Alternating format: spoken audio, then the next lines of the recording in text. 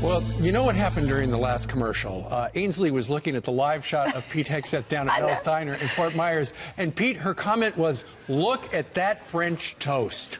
It's one of those things you can't eat a lot of, but you always want to. Oh.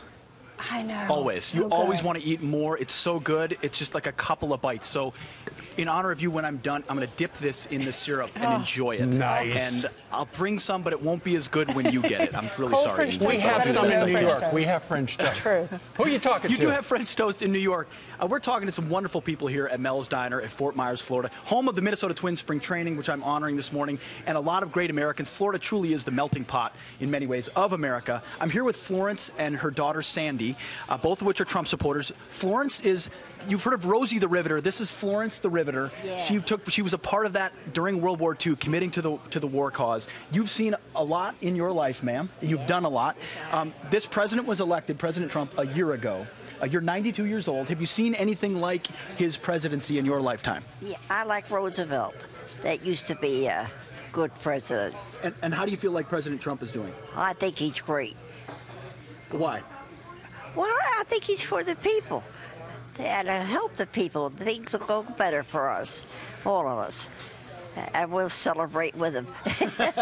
You said you don't use Twitter, but you have strong feelings about his tweeting. Pardon? Do you like that he tweets the way that he does? Yeah. He's good, right? Absolutely. Well, Sandy, what are your take? A year after the president was elected. I think he's doing a wonderful job. I just wish that he had more help from Congress, because they seem to stop everything he wants to do. It's a shame. Why do you think they do that? It's politics. That's all. That's all it is. Of the Trump supporters that you know, are there any that have abandoned him since voting for him? I think a couple of the senators have. Yeah, senators have. Yeah, and then the Republican senators. It's just like they said. It's establishment people. Yeah. I mean, he's fighting for the people, us, and they keep trying to block him. That's very, very true. Well said. Sandy, Florence the Riveter, thank you very much for your time. We're here with Philip and Carol as well from Ohio, now in Florida. Philip, you're passionate about tax reform. Tell me why. Right. I think it's going to help the economy get going even better. I think right now, you know, if we get the corporate down to 20% and do it now, that we're going to see it's going to help the stock market, it's going to help the country. Carol, briefly, what's the biggest thing you'd like to see the president accomplish? Is it tax reform? Yes.